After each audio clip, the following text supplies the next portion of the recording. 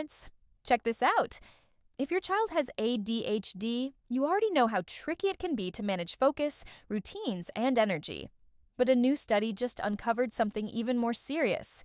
Kids diagnosed with ADHD by age 8 are much more likely to grow into young adults with food habits that quietly increase their risk for long-term health problems. The biggest one? Fast food. Researchers found that young adults who had childhood ADHD were 49% more likely to eat fast food 3 or more times a week, and that kind of habit leads straight to higher risks of chronic diseases like obesity, diabetes, and heart issues. But the good news? There are ways to change that pattern, and we'll walk you through them after we break down the research behind it. The study came from St. Louis University using a massive U.S. dataset called AdHealth. They followed over 6,000 kids from middle school to early adulthood, tracking their ADHD history, eating patterns, and physical activity levels. And here's what they discovered. Physical activity wasn't the issue. Kids with ADHD weren't any less active than their peers. But their diets told a different story. By the time they reached their 20s, those who had ADHD as kids were far more likely to rely on fast food, often multiple times a week. Why?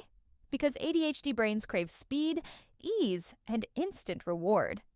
And that's exactly what fast food delivers. But with some early strategies, you can help your child build habits that actually protect their future health. Here's what the research suggests. 1. Start food planning. Young walk your child through menus. Practice choosing meals with veggies and protein, even at the drive-thru. 2. Use visual routines. Post a weekly meal chart on the fridge.